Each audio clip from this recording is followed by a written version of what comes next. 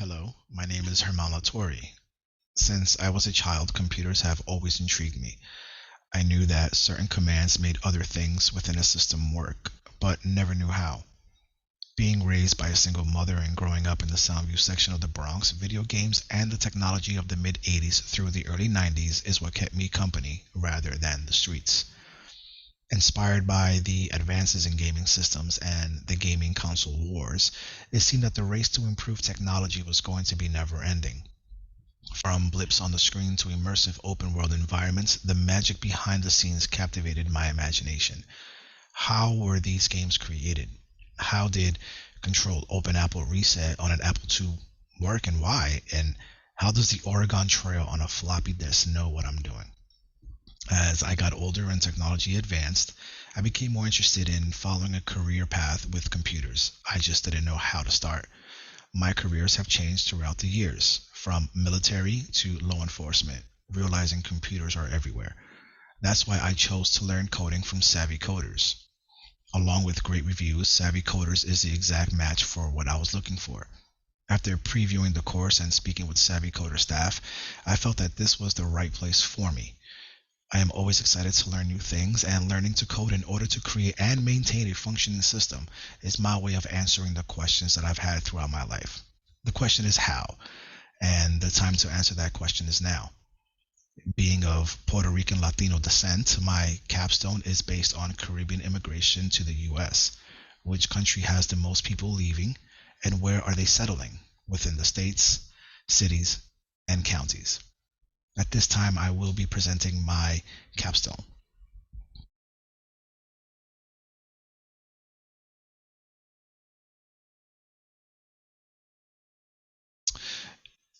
Immigrants enter the United States with dreams of a better life for themselves and their families.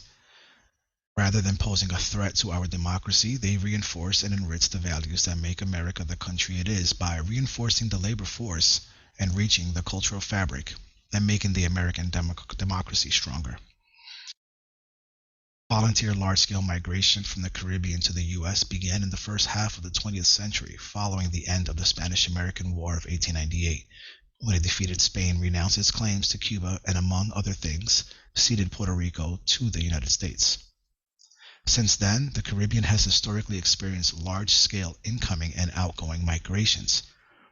Today, the region is subject to fluid internal and external movement of people that migrate because of various reasons, including, but not limited to, business or economic opportunities, studies, joining family, government stability, escaping conflicts, persecution, terrorism, or human rights violations.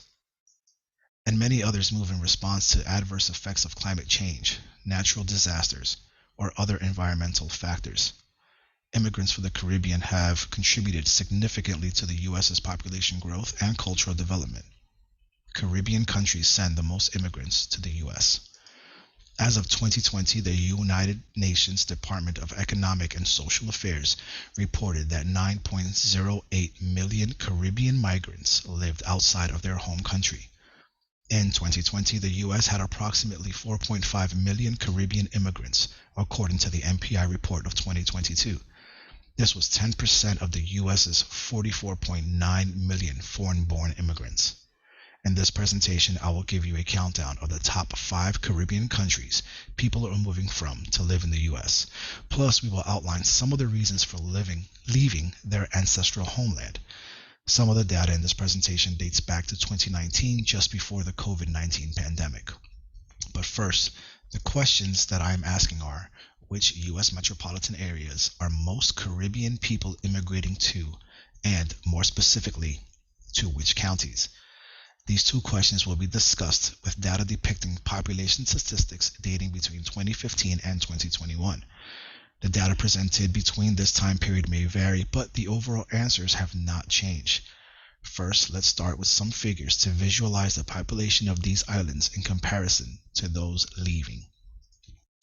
Sharing the island of Hispaniola with the Dominican Republic on the east side of the island, Haiti on the west currently has a population of almost 11.5 million people. Comparing closest in size to the state of Maryland, which currently contains 6 million people, Haiti is the most populated Caribbean country to date. Being 4 times larger in landmass, Cuba is the second most populated country with 11.3 million people. It has one of the highest literacy rates in the world. One fact about Cuba is that it's one of the very few places on earth where you can find classic American cars on the roads in great numbers. These date back to before the Communist Revolution and the resulting American embargo, which saw car exports to the island restricted. With a population just shy of 11 million, the Dominican Republic receives 5 million visitors a year, with that number expecting to double by 2023. It is the second largest country and contains the largest lake in the Caribbean. Jamaica is the fourth populated country in the Caribbean and is the third largest island in the region. Populated by 2.9 million people, a third of its population reside within Kingston, the country's capital. One fun fact is that Jamaica was the first country to launch its own website. Back in 1994, JamaicaTravel.com was born, which has now changed names over the years. Basing most of this presentation on independent countries, Trinidad and Tobago will take number 5 on this list instead of the Commonwealth of Puerto Rico, which will be mentioned later. Trinidad and Tobago is one of the most developed nations in the Caribbean and has the second highest per capita income in the region. It is also a dual island nation near Venezuela with distinctive Creole traditions and cuisines. So, which metropolitan areas are amongst the most popular for Caribbean migration?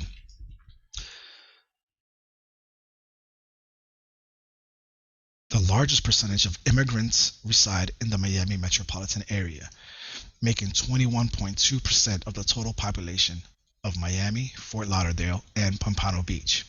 Due to the area's distance to the Caribbean, these parts of Florida are also considered the quickest and easiest to get to. Its close proximity to Cuba is also a factor of Florida's large Cuban community. The New York City metropolitan area also has a high percentage of Caribbean immigrants. Due to a much higher population than Miami, almost 20 times as much, the percentage of immigrants totaling the population is roughly 6.9%. Cape Coral, Fort Myers, Orlando, Kissimmee, and Tampa metropolitan areas are at 5.9, 5.7, and 3.7% of immigration population makeup, respectively. And because of the population numbers, the Miami metro area's immigrant population is near to 1.3 million people, with a total population of about 6 million, whereas New York City's metro area is about 19.7 million, with approximately 1.3 million immigrants added to those numbers. Here's a visual representation of the stats previously shown, as well as a map depicting the areas in question. Overall, the New York City metropolitan area wins slightly over Miami in sheer total population numbers alone. So searching deeper and getting a closer look into which counties of the metro areas are being populated, we will be looking at the top 5 counties in the US. But first, let's take a look at which counties they are.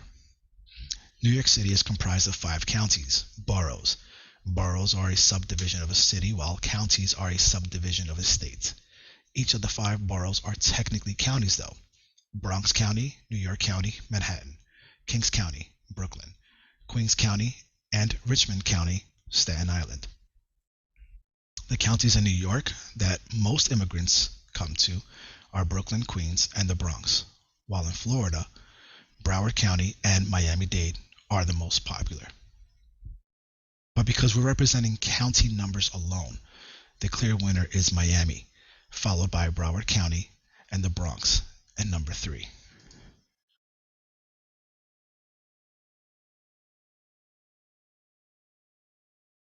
So where do they come from? Where do most of the Caribbean immigrants, where do they settle? Well, at number 5, Trinidad and Tobago. The immigration process from Trinidad and Tobago to the US began as early as the 17th century, which took place in spurts and is most efficiently studied in connection with other waves of Caribbean immigration. As of 2021, around 219,000 persons of Trinidad and Tobago heritage live in the US. This number ranked them as the 5th largest Caribbean immigrant group, pursuing better employment, is the main principle behind their decision to leave their country. Most people from Trinidad and Tobago move to the US believing they can obtain a better education. People from the Caribbean often move to the US in search of better job opportunities in the major cities of the United States, such as New York, mostly Brooklyn and Queens. This is mainly because of their own region's unemployment rate, which is also relatively high. 705,000 people, Haiti currently resides in the US as of 2020. Many Haitians have lived in the US for decades. The Duvalier dynasty, which is an autocratic family dictatorship in Haiti that lasted almost 29 years from 1957 to 1986, violated political and human rights, prompting Haitian migration. In addition to many Haitians who died or lost their homes in the 2010 earthquake, Hurricane Matthew displaced tens of thousands more. The assassination of Prime Minister Jovenel Moïse in July of 2021 contributed to an increase in Haitians leaving the country, and the border crossings have steadily increased. The immigrants coming to the U.S. have mainly settled in Miami-Dade and Broward counties. At number 3, the number of Jamaicans who had emigrated to the U.S. from Jamaica make up the third largest share of all immigrants from the Caribbean, totaling approximately 775,000 in 2020. Even though only about 10,000 Jamaicans moved to the United States between 1960 and 1965, many different socio-economic circumstances in Jamaica contributed to the country's immigration to the U.S., including economic hardship brought on by the lack of economic diversification and a scarcity of professional and skilled occupations. These factors sometimes make it difficult to find work in professional and skilled trades, which means there are not enough opportunities in the economic sphere. There is a steady increase in the recent inflow of immigrants from Jamaica to the U.S. to reunite with family members who had previously relocated. Most of these immigrants are coming to the U.S. to study and seek employment or business opportunity. Jamaicans mainly reside in Brooklyn and in Queens. At number 2, the Dominican Republic. Dominican immigrants are the fourth largest Hispanic group in the U.S. behind Mexicans, Salvadorians, and Cubans, and they are the second largest Caribbean group. Dominicans have a greater naturalization rate than any other foreign-born immigrants, with over 1.2 million immigrants currently residing in the United States. Since the assassination of long-standing dictator Rafael Trujillo in 1961, the number of Dominican immigrants has increased significantly after. And after his death, dissidents, students, teachers, and middle-class laborers came to the U.S. via embassy visas and assisted programs. Later, Dominicans included low-income and working-class individuals fleeing the Latin American economic crisis. 57% of Dominican immigrants were U.S. citizens as of 2019, compared to 52% of all foreign-born immigrants. Several factors have contributed to Dominican immigration over time. The first prominent immigration from the Dominican Republic was driven by political and social upheaval. People fled to the U.S. even when the political atmosphere improved and Dominicans continued to depart. 99% of Dominican immigrants get legal permanent residency in the U.S. through family ties, becoming the spouses, children, or parents of U.S. citizens or other family-sponsored favors. Legally working in the U.S. is the best way to get permanent residency and a green card. The Dominicans stay in traditional neighborhoods. 44% lived in New York, with 28% in the Bronx, which tops off number 1 county, followed by Manhattan. New Jersey as a state is at 16%, Florida state at 12%, and Massachusetts had Dominicans at 8%. So which is the number 1 spot? Not so fast. Puerto Rico, a commonwealth of the United States, as an unincorporated territory, Puerto Rico would have taken the top spot, but because Puerto Ricans are U.S. citizens, I did not include them in terms of immigration.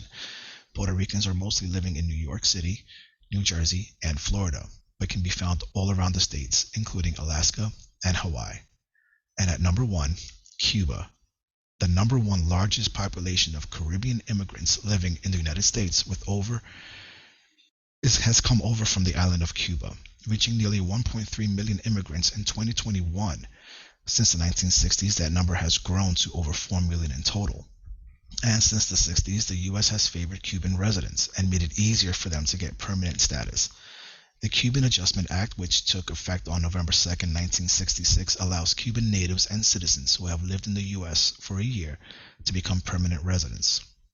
This fast track to permanent residency in the U.S. has contributed to the large migration of Cubans to the U.S. The largest waves of Cuban immigration have historically coincided with economic upheaval and deterioration in the country's standard of living, mainly caused by the U.S. embargo on the Caribbean nation. The COVID-19 outbreak has worsened the crisis, which hasn't been this terrible since the 1990s. Despite excellent vaccination rates and a drop in COVID-19 infections, Cubans continue to leave in huge numbers. This is due to dwindling resources, medical supplies, and civil unrest. The Cuban economy fell 11% in 2020 due to currency reunification, and inflation reached 71% the following year. This here is an example of the codes that I've used when it came to my data in order to properly give dependencies and try to change the values from nan or null to independent countries. In this slide here, I try to change all the indexes from 0 down through, I think it was 28 or 29, and I gave them the International Olympic Committee codes. Here I was able to get the county immigration numbers in order from the highest to the lowest, and this is where I was able to get my top 5. These are the websites in which I got my information from. And utilizing Agile, the number one thing that I really took out of that was responding to change over following a plan. My plan has changed at least 3 or 4 times. I had to change my capstone, and this is what I settled with. And that was also my number one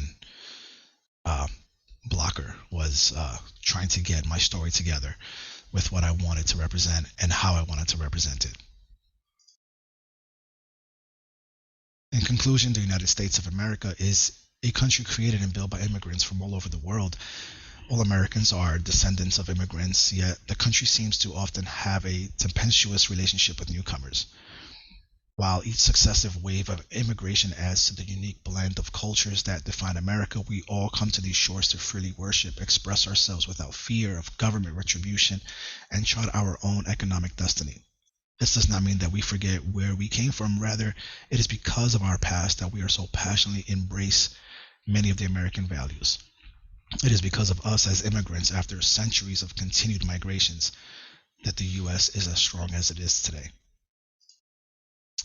Thank you for taking time to view my capstone. I appreciate it very much.